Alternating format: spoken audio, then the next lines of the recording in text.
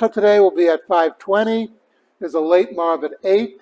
Tomorrow morning we'll be davening at 6, or learning Torah tomorrow. Very brief Devar Torah.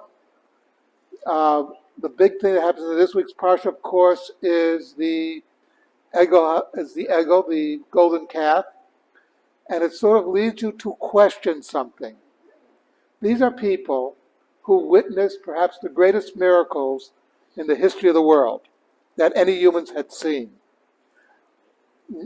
What happened in Egypt, the crossing of the Yam Suf, the Red Sea, and also they were at Har Sinai. They were actually at Mount Sinai. For them, it wasn't a story told by generations. They actually witnessed these things. And yet, what's the first thing they do when things don't seem to be going according to plan? They build an idol and say, this is the God that took you out of Egypt. And stop and think, they built the idol after the fact and said, this is the God that took you out of Egypt. So you have to question, what is going on with these people? And it's basically cognitive dissonance. There are people, no matter what you do, you can present to them all the evidence of something, and they still will not believe it. I remember meeting people who were members of the Communist Party in the 70s, after all the twists and turns of Soviet policy, and they still believed everything the Soviets said was true. It's unbelievable that these people do exist.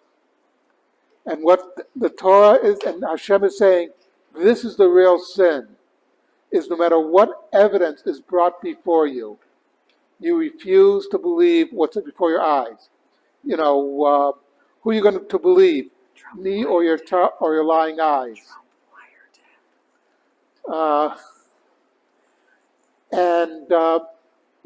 But this is something that we have to deal with. But Hashem said, this is the real problem. The real problem is you don't believe what you actually saw and you actually experienced. And that we have to really keep in mind that we have experiences and we have to take into account what these experiences actually mean.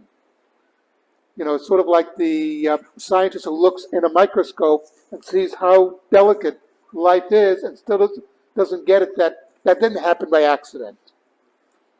Just something to think about. Kaddish Rabbanan.